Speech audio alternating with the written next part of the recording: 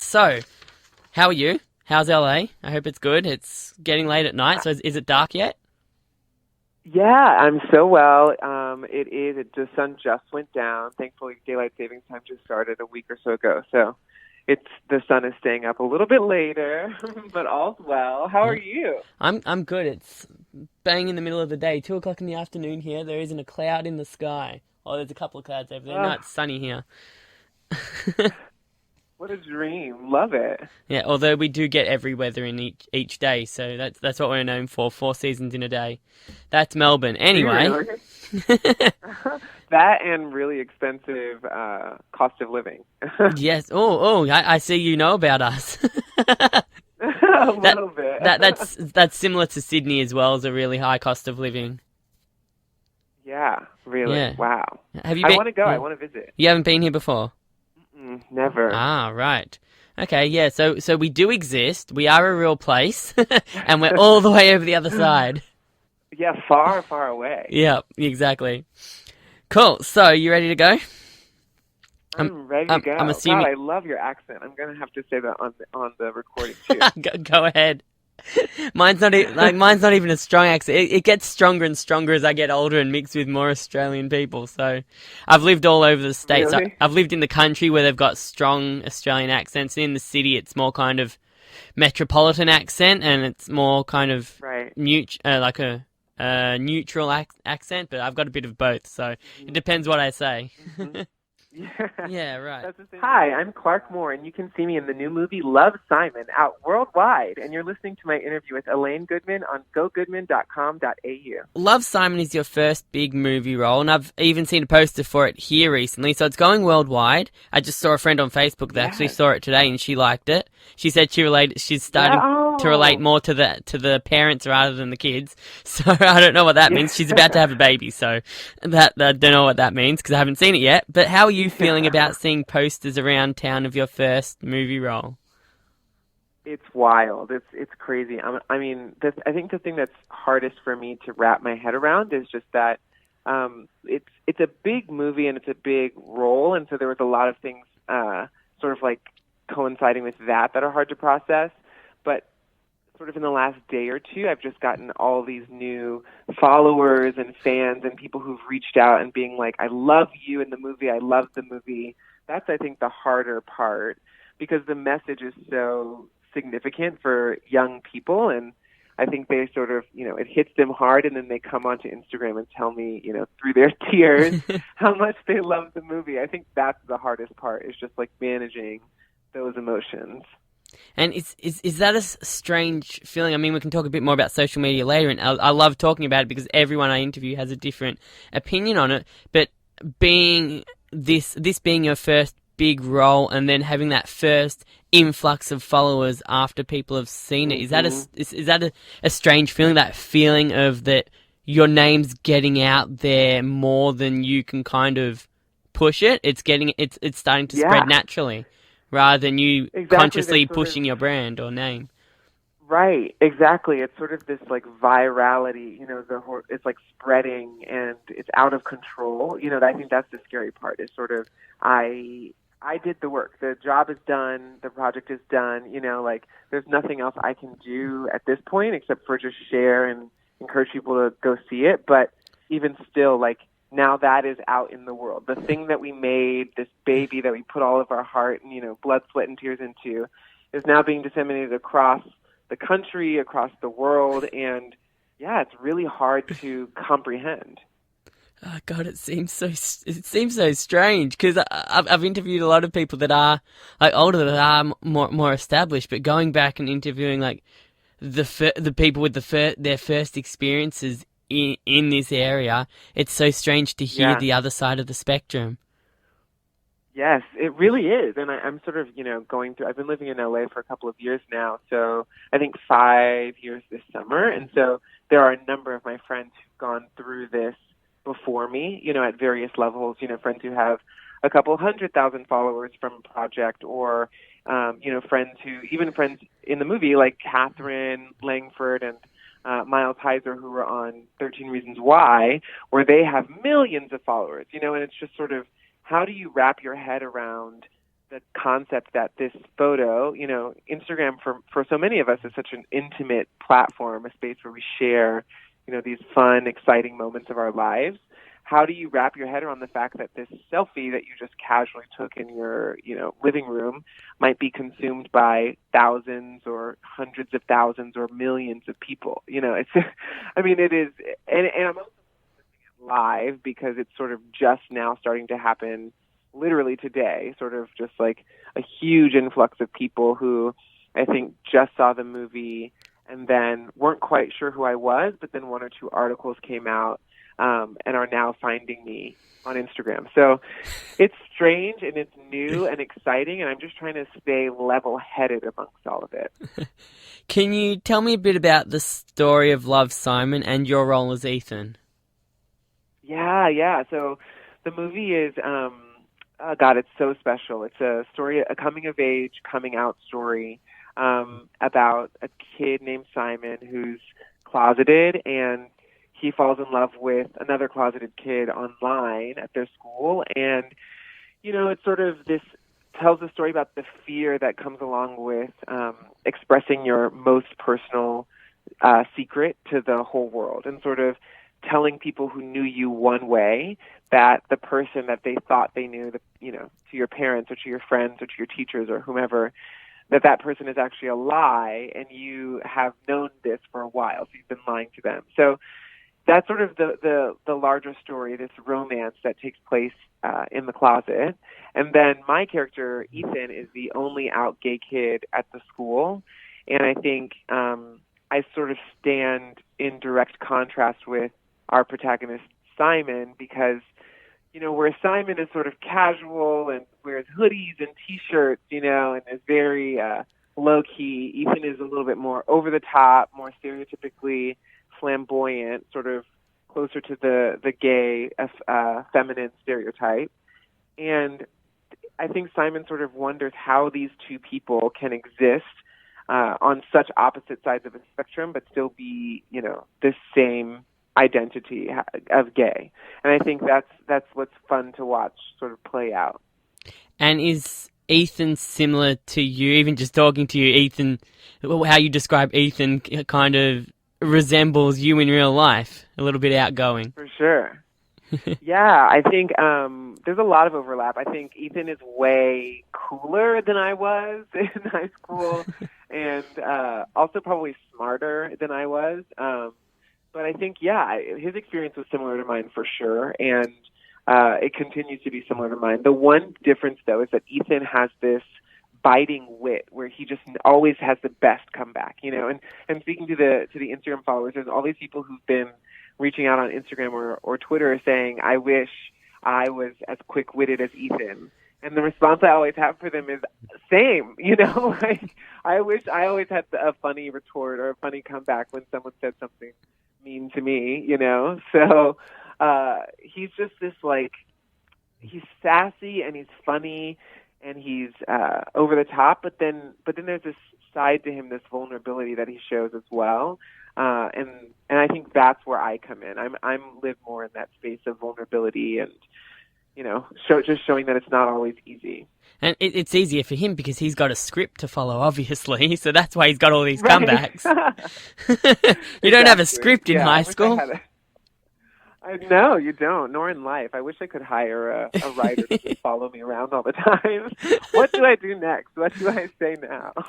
Right, and tell me about Nick Robinson. So the first time I saw Nick Robinson was when I was watching Melissa and Joey, because I'm a big fan of Melissa Joan Hart. Yeah. So I watched that series all the way through, and you see this kid just physically growing and growing and growing in height. Now he's like 6'4" and 21 years old or something, and he's starting to get out there. He's doing talk shows and everything, so he's becoming a bit more of an A-list star. Have you seen him grow as well? I know. Yeah, he's like on a sort of like rocket ship to the moon, it seems. He is just. I sort of became aware of him more recently when he with Jurassic World, and then. By the time I saw his film before this one, Everything, we had already shot Simon. So I sort of, when I met him, I had seen him in Jurassic World, so I wasn't sure what to even expect, really.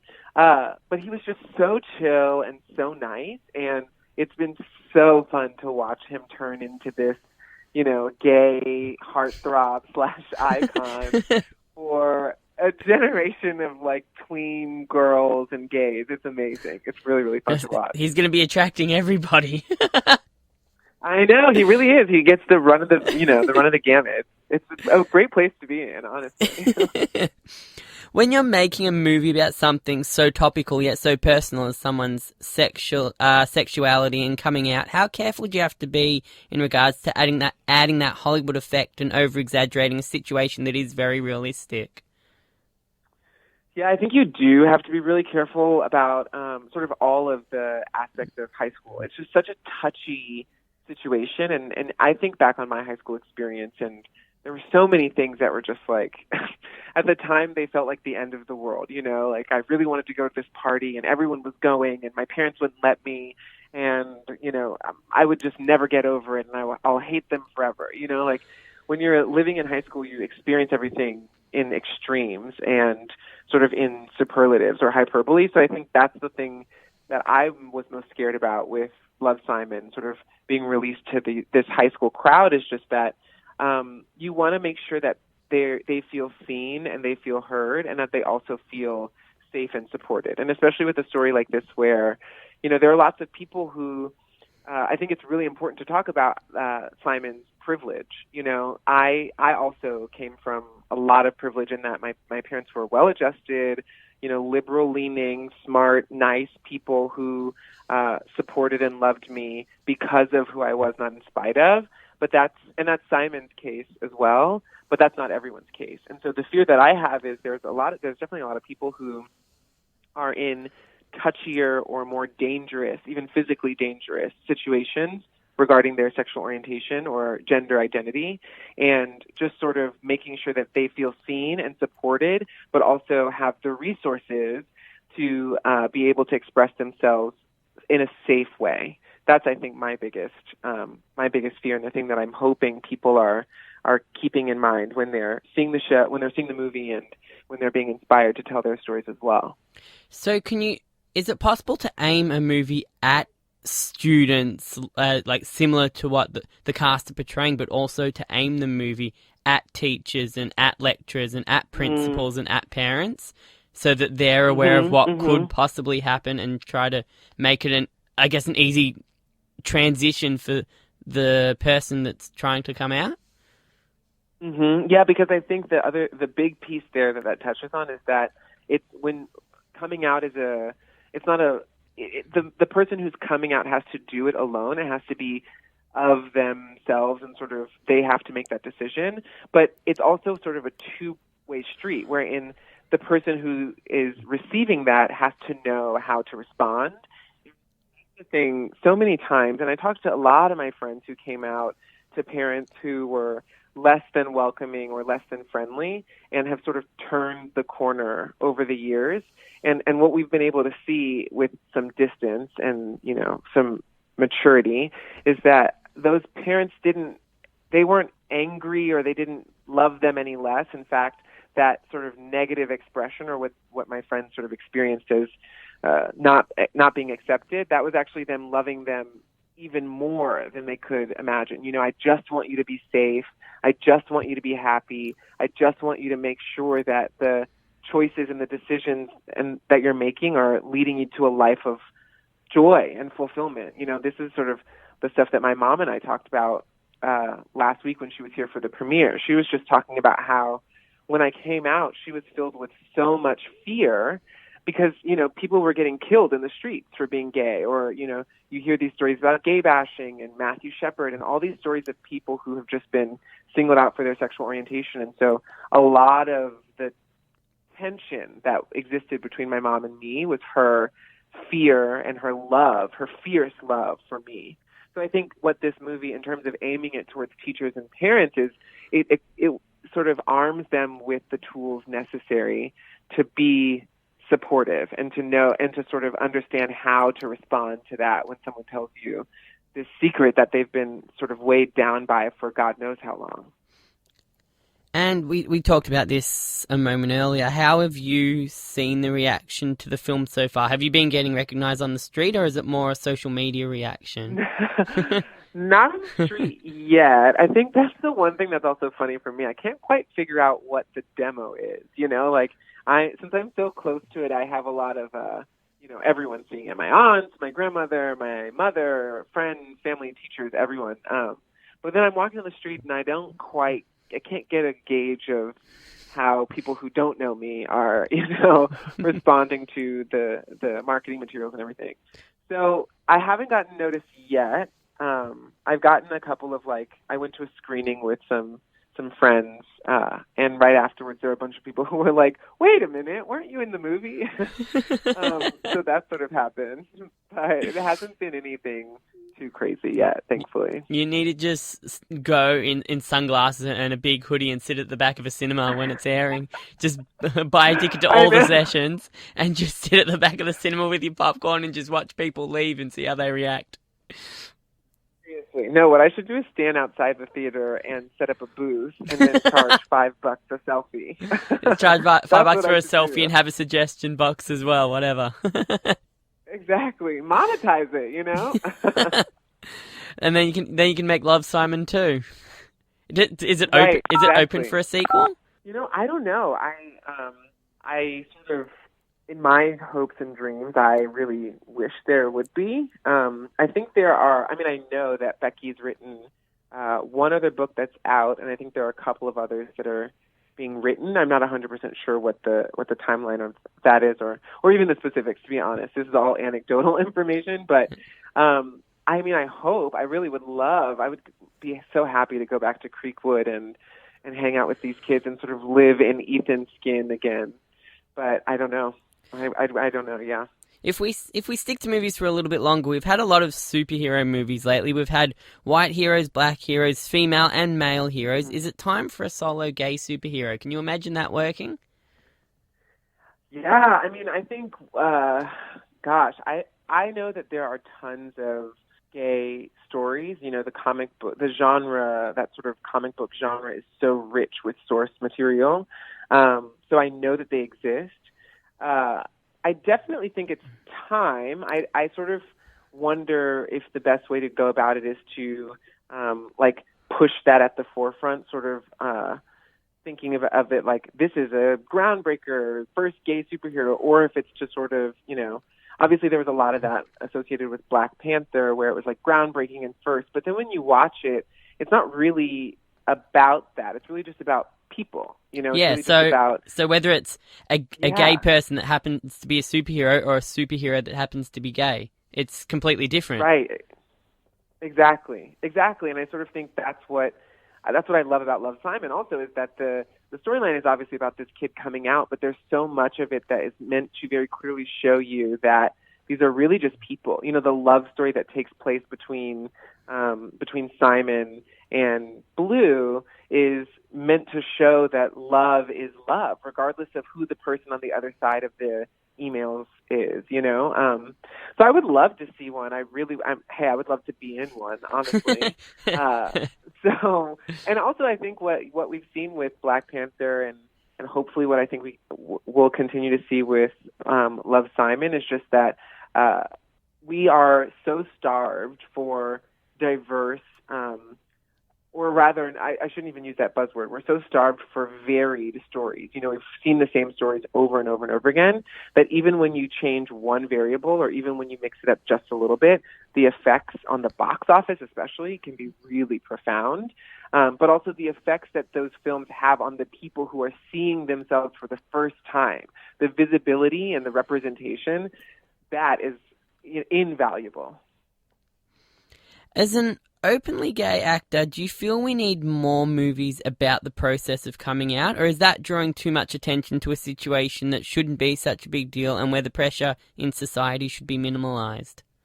I sort of think that we just need more stories about gay experiences in general, because I think the problem, and this is with stories about Black experiences, gay experiences, people of all backgrounds, of all ethnicities, all experiences. The reason I say that is because what happens is when you have one, the whole community comes out and is ready to see their experience represented on the screen, and it just sets it up to fail. You know, if there aren't multiple options of like, oh, I see a little bit of myself here in this movie and a little bit of myself in that movie and a little bit of this myself in this TV show, then you can sort of feel represented. And I think that's what majority or people who sort of like are in the majority in terms of their identities experience generally. And so I think coming out, you know, I've been sort of scrolling through Twitter and scrolling through the comments of Instagram, and I've heard a couple of people mention sort of what you're hinting at of the coming out story being done and being told, and it's one part of the gay experience, which is obviously a hard part, but then there's a whole lifetime of not coming out for many people. And so, like, I sense the frustration that people have with us harping on this story here, but I think that speaks more to the lack of other stories being told than it does to whether or not this story specifically is important. Because I think there's a whole, you know, generation of people right now, especially people who are living in places where they don't have clear support from or clear role models, you know, maybe a smaller town or smaller city, or just a place where there isn't that kind of representation of gay people above them where they can see like, oh, this is how I could grow up and exist. And this film can really help them with that. Because so many of our other stories are dramatic and dark and speak to the scarier or the fearful aspects of the gay experience. And this is just so family friendly, which is what I love about it, is that everyone can really enjoy it. But the thing that I maybe worry about is that, in my opinion, there's so many superhero movies. Eventually, people are going to get bored of the superhero genre. I mean, there's got to be a line where there's enough angles that there's different messages coming out that are positive, but you don't want to overkill that entire situation where people just get bored of it. And then they might relate to people in their lives and say, oh, here comes another one or whatever like that. Like it's got to be a big deal for the people that it's happening to, but it's also not got to be a big deal so they don't feel the pressure. They just feel relieved after they've come out and after they can they can enjoy life in their own shoes.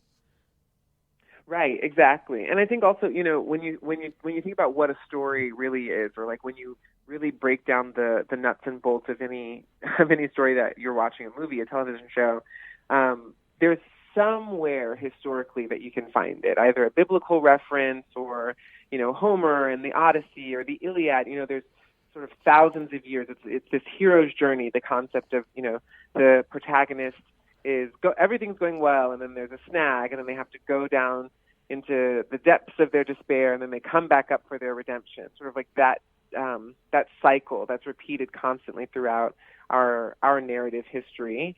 I think the thing that is missing from that, though, is that hero's journey exists whether you are a straight, cisgendered white man or a lesbian working in tech, or, you know, a black person who is living in Alaska and is the only black person for miles. You know, like these experiences in these stories, they are universal, but they're also specific. And I think that's sort of what we need to get at, is showing different, just showing things that we haven't seen before. Maybe the stories are similar.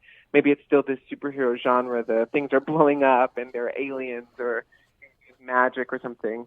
But at the very core of it, it's a story about love, or it's a story about redemption, or it's a story about self-discovery. I guess that's the same as Pixar. Pixar seem to use the same kind of story mold for every single movie that they do and just change the characters. And I probably started seeing that more recently, maybe after like Finding Nemo, after I'd seen all the 3 Toy Stories. They're the same story, but just different locations. And then like The Incredibles, I think they were Pixar, then like Finding Nemo, then like they're all the same storyboard, but they're just different characters. Yes, exactly. And that's sort of where I think that's the thing that's weird, though, is that the stories are the same, but, you know, I'm a little gay black boy from Atlanta, Georgia. And so I'm watching these stories about white people white men and straight white men falling in love with straight white women. And you just sort of, you see it over and over and over again, and you start to subconsciously think that you just don't fit into this world. And not even just that world, the world of, whatever movie or TV show you're watching at the time, but the larger world as well. You just walk around on the street feeling like like a supporting character to some straight white man's leading man, And I think that's why it's so important for these stories to just start getting disseminated wider and wider, and for more and more variations to be made to each of the stories. Which brings up another issue. If you want to go one step deeper, why does Hollywood have that power to make people feel inferior just because their group or their kind of people isn't being portrayed in Hollywood? Why does Hollywood have that power? Yeah, and what's crazy is it has that power throughout the whole world, right? Like the stories that are told here in Hollywood are consumed in many countries, in many languages, many platforms. I think it just comes down to the fact that we live our lives in stories. That's how we exist. I walk into the room and you'll never guess what happened to me. And then I tell you the story of what just happened, and you go on this journey with me, and you're involved, and you're, oh my God, I can't believe you ran into the guy, and then he spilled the coffee on you, and you had to go get a new shirt. It's like you're invested. And I think I don't even know if it's done on purpose. I don't know if it's sort of just that the way white supremacy works is that the people who are careful with that word. You don't want to generalize everybody. It's a big word. Supremacy. No, God, no. Yeah, no, not at all. And that's sort of the thing, though, right? It's like in my life, I have been taught that certain people or certain types of characters or certain types of stories are more important than others. And historically, those have not been my story. And so over time, I sort of learned just by listening and just by watching that I'm less important. And so I think that is the thing that we have to break out of, is we have to show people that everyone's story matters. Everyone's story is valid. And that's the power that Hollywood has today. Is that what you're trying to get at? But I don't know if I don't know that it's more power today than it has been historically. I don't know. I like to think that we sort of, I like to think that we're at a place now, though, where since there's so many different platforms and there's so many different opportunities for stories to be told, that that maybe that's changing and the power is being sort of dispersed. Is that the right way to say it? I don't know. I wish I knew the answer, because then I think it would be much easier to fix. just keep talking. Any words are good. That's what a good interview is, just words put together. Keep talking. Right, exactly. Eventually we'll get to a solution. Yeah, eventually we'll go around in so many circles, we'll hit on something, and then we'll jump into another circle. Right. That's usually how it works for me. You're also a producer on a film in development called Coasters, which is all about college kids finding something to be thankful for on Thanksgiving, and I think it's a comedy as well. Do you have a release date for that yet? No, we don't. So we're sort of in the process of maybe even turning that into a show. We sort of have been working on it. It's an indie film. It's just a film that's really close to my heart. And that I wrote a couple years ago with some friends. So I'm not sure what that's going to look like long term. I don't know where that's going to land. But it's a story I really want to tell. It's just basically what we've been talking about how like a group of friends who are from varying backgrounds come together and just sort of share their experiences. Now let's talk about Clark. So you were born and raised in raised in Atlanta, which is becoming more and more known for its acting scene. Was that the case when you were growing up? No, and when I was there, it was regional theater or commercials or little things here and there. And then I think it was around 2008 or 2009. There was a tax incentive that the state of Georgia passed to sort of basically a rebate that production companies and filmmakers get for filming in Atlanta.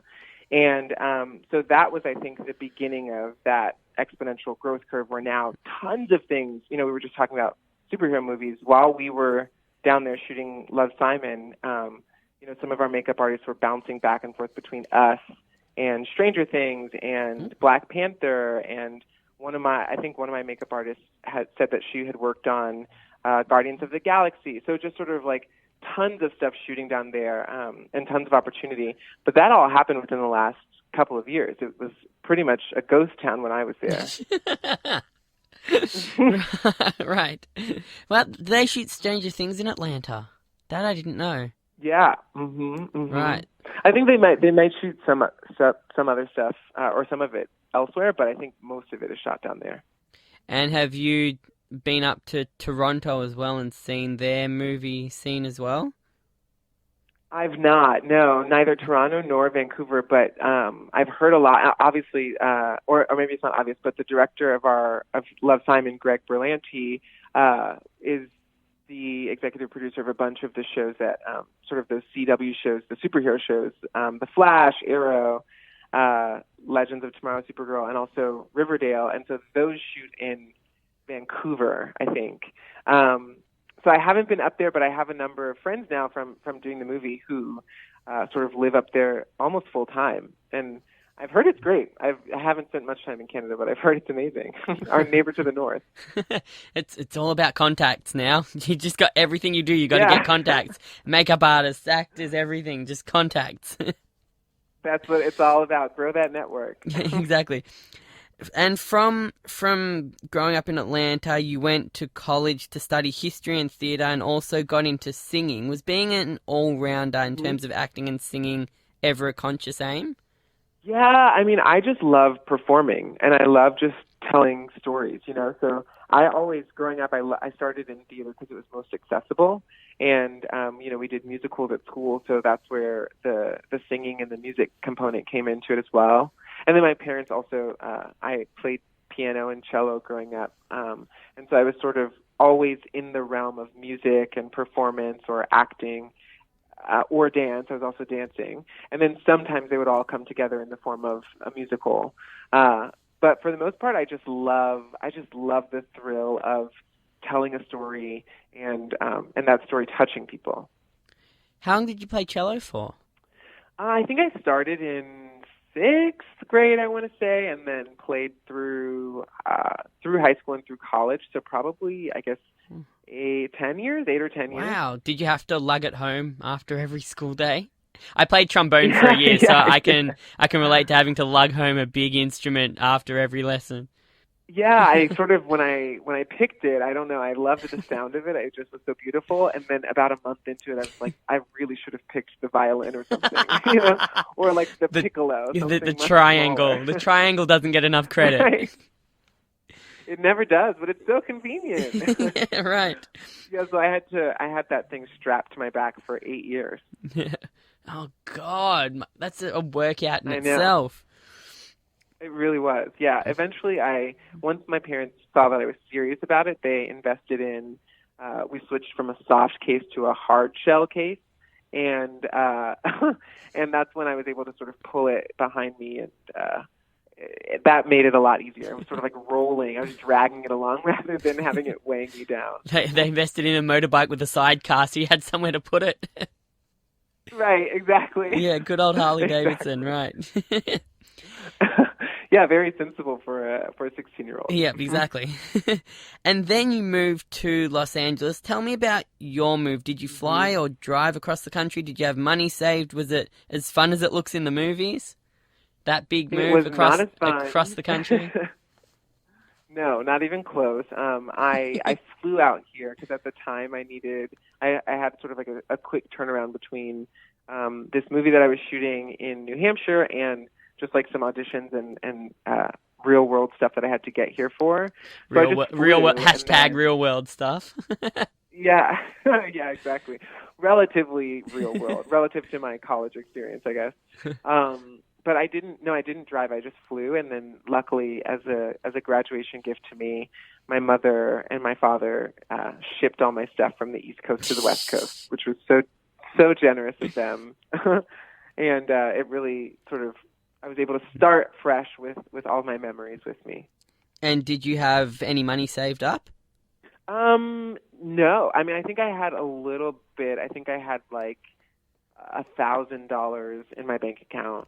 And I was luckily I had an aunt out here. I have an aunt out here, and so I stayed with her in her house for a couple of months, and I did this sort of like dog sitting slash house sitting thing. 'Cause she was going back and forth to work outside of LA, and so I just sort of like made it work for the first couple of months, and then I got very lucky and booked a commercial pretty quickly, and so then money started slowly coming in.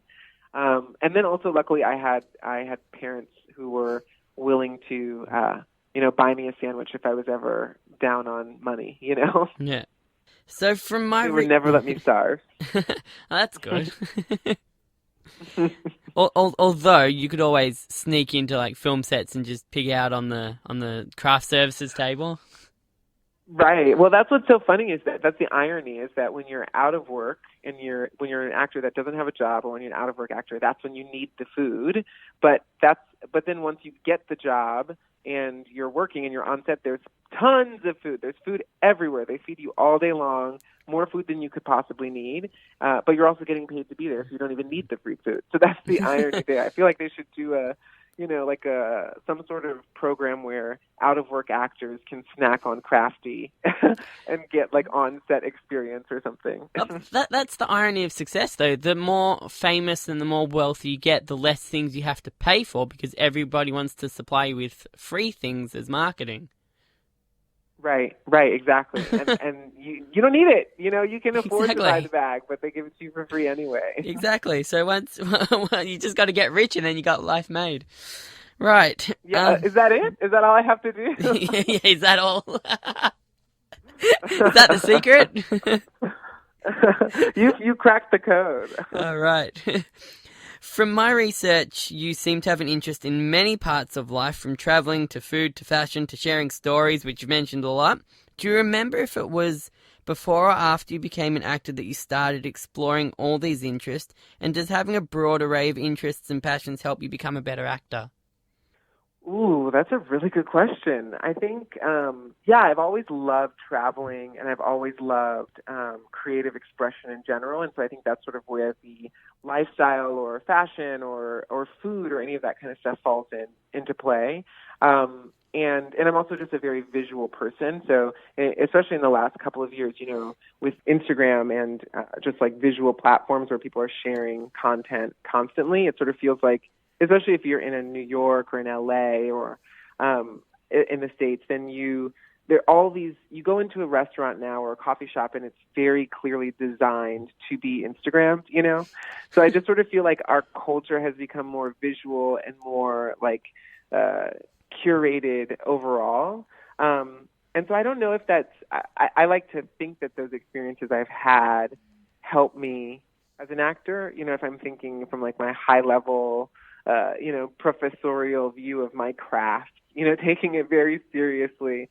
But I also think that just in general, like living life, whatever life you live, whatever experiences you have, that's what we mine when we're looking for touchstones for the characters and through the story. So, yeah, I think it's helped a lot. And it's also just opened my eyes to different cultures and different experiences. We were talking earlier about how I haven't been down to Australia, but and how you like my accent. And how I love your accent. Yeah, I have to be honest. I'm such a huge fan of Australia in general. Like as ignorant as an American as that sounds, I just love the accent and. Huge fan of Chris Lilly. All right, and Jemay. all those good Mr. things. G. So, yes, I think. Yeah, I was gonna say you sound like a little like Mr. G. Oh, but I didn't know if that was nice or mean. I don't. Come to on. me, that's a compliment, but I don't know if that's nice or mean. Depends how you intend it. Yeah, I mean it as a compliment. No, I really do. Oh, God. The only higher compliment would be if I said you sounded like Jemay. Really? Okay. Yeah, I love that show. Oh, you could have made... I could sound like Jonah. Yeah, Drina from exactly. Tonga. From Tonga. Yeah. Right. So when are you going to come out here? Exactly. Yeah. Where have you travelled to? I'll come as soon as y'all invite me. I'm happy to. I'm ready to go down. I'm ready to go down under. I've been to. I swear we're I going to studied get abroad sick of that in. analogy one day. Are you? I don't know. I don't I'm know. bought Like into it. eventually someone's gonna say, "All right, we're sick of being called down under." Yeah, yeah, and it's all perspective. Someone was telling me, like there's no up or down in space. So maybe you guys are, maybe we're down under, and you guys Yeah, are maybe we're on up top. and over. Yeah, Right. exactly. So where else have you travelled to? So I've studied abroad in college. I studied abroad in London and in Russia, in St. Ooh. Petersburg. Yeah, that was quite an experience That as a would have gay been black yeah. man. Russia would have been a bit dull for you. Yeah, it was not this.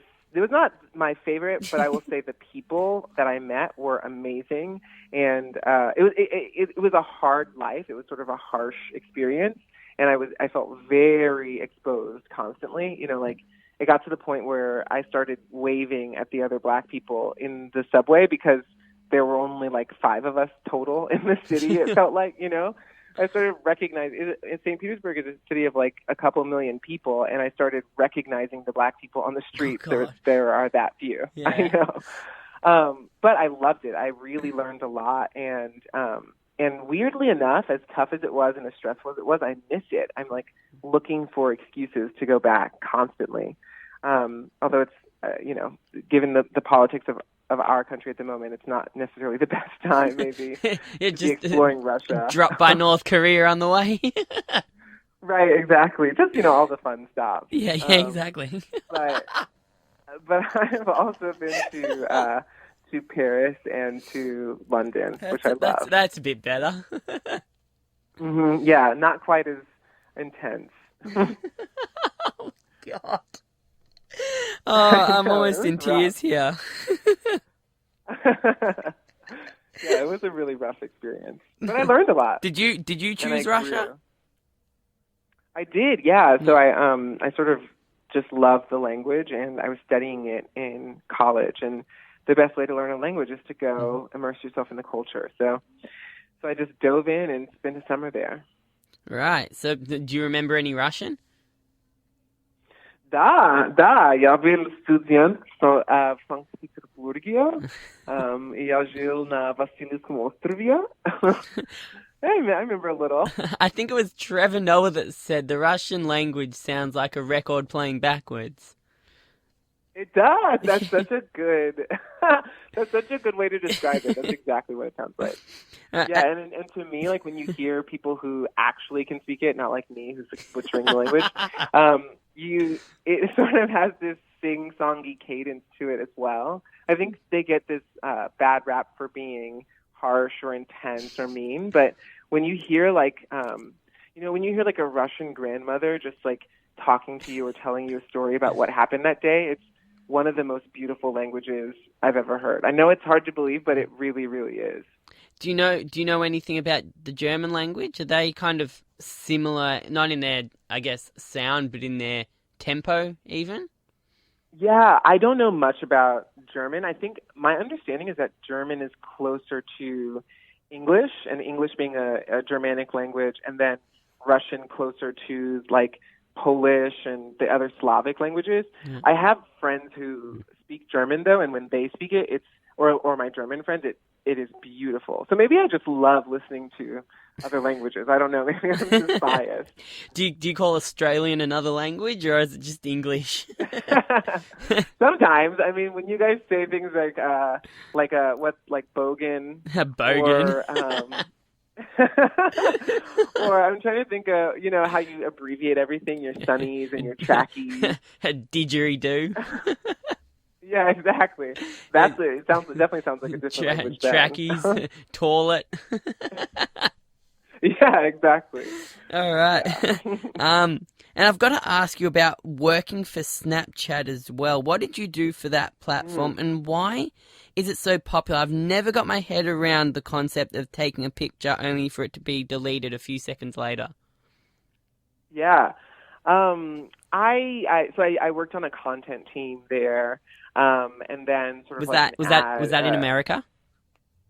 Yeah. Yeah, in LA. And I was sort of helping with curating some of the stories that they were, some of the live stories. I don't know. I mean, Snapchat's my most used app, and it was my most used app before I worked there. I think people just love communicating with each other. You know, I think people just love sort of it's the thing that I love about Instagram. It's the thing that I love about text messaging. It's just having a community of friends and family with whom I'm directly connected all around the world. But like the fact of taking a picture which is going to be deleted, why not just take a picture and put it on Instagram or Facebook where it's there permanently? Yeah, well, I think it's the permanent aspect of it that's sort of scary. You know, it sort of releases you from having to be held accountable to someone who you were many, many years ago. You know, it's very much about like, who are you now? What is the experience you're having right now? That's an interesting point. So it's more about about being current rather than people scrolling through and seeing how you've changed. It's about worrying who you are now. Exactly, sort of living, and in that way, you're sort of living in the moment, you know? Um, yeah, it sort of releases you from any of those pressures, and you just get to sort of interact with people. But then it also might be a way for people to hide who they are. Yeah, and I think, you know, I think that's what I love about this movie in general. The fear of, you know, we don't focus a ton on it, but there is this underlying aspect of just like online bullying and harassment, and when things exist permanently on the internet forever, you are then held accountable to those things down the line. And there are plenty of things, you know, that people say in passing or that people don't really mean, and then they sort of are held accountable to that 6 years, 10 years, 15 years in the future, and then also just how like those things, once they're out there, it's out there. There's nothing you can do about it. You know, we're sort of speaking to that anxiety with regards to Instagram earlier, where, you know, there's this permanence of the digital space that is so terrifying. And for kids also now, that's what's so scary about it. And these stories about, you know, 13 Reasons Why talks about this, and we talked about it a little bit, and then and it's a story that keeps popping up because just sort of online bullying and harassment can have really severe consequences on your psyche and on your just like personal development. And so I feel so bad for these kids who have to go through this at such a young age, while they're also at the time in their lives when they're figuring out who they are. You know, they're trying to figure out who they want to be, who they are, how they exist in relation to other people. And how do you figure that out other than by making mistakes? And so that's sort of one of the things that I love about this film, is that there's something really beautiful and freeing about the anonymity of the relationship between Simon and his pen pal, where, you know, nobody has to know about it, and so it's special. Because nobody knows about it, it's more special. And you just created the greatest segue I've ever experienced back to the movie. We're so connected. That was artistic, Clark. I didn't even see that coming. Thank you. You're welcome. Staying on message. So, what else have you got coming up, and where can people find you? Yeah, so that's a really great question. You can find me on Instagram. Pretty much a standard Twitter. question. It's a standard question. Yeah, exactly. I'm there. I'm also in LA if you ever find yourself in a Whole Foods in Los Angeles, I'm probably there near the kombucha aisle. And I'm sort of in the process of, I have a couple of things that are in the works, which I'm really excited about. And I can't really talk about them yet because they're still being finalized. But I have a bunch of stories that we've just how much I love stories and how I'm a storyteller first and foremost. I have all these stories that I'm really excited to tell. And so I'm just sort of in the process of finding the right place to tell them, and finding the right people to tell them with. So lots of cool things on the horizon. Well, I'm available if you need someone to listen to a story. Yes. Oh my gosh. I will definitely be reaching out, even if no more than just to hear the accent every now and then. I'll have to practice the accent then. I don't say Yeah, mate. exactly. You should lean into it. I surprisingly don't say mate a lot. I prefer to learn people's names, or just if I'm not comfortable saying their name, just avoid referencing that they're there Right. at all. But I don't know, for some reason I don't feel Right. comfortable saying mate. I don't. That's Yeah. so interesting. Has it Yeah. always been that way, or Yeah. recently? Yeah, like I've been around people that say mate every second word. They'll call everyone mate, but I'm just like, I prefer referring to people as their name. Sometimes I say man, or Right. sometimes like I don't say buddy, I don't say mate, I don't say bro. I can't pull off saying bro. Right. I'm too white to say bro. Um, Well, most people aren't paying attention enough to, or present enough to remember the person's name. So that's it kind of that's the other thing. It kind of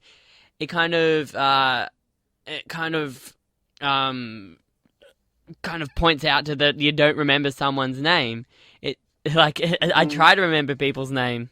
So that's, yeah, I don't know. Right, exactly. I don't know. So the final question I want to ask you is, how do you feel when someone says Love, Simon is out worldwide? How do you feel?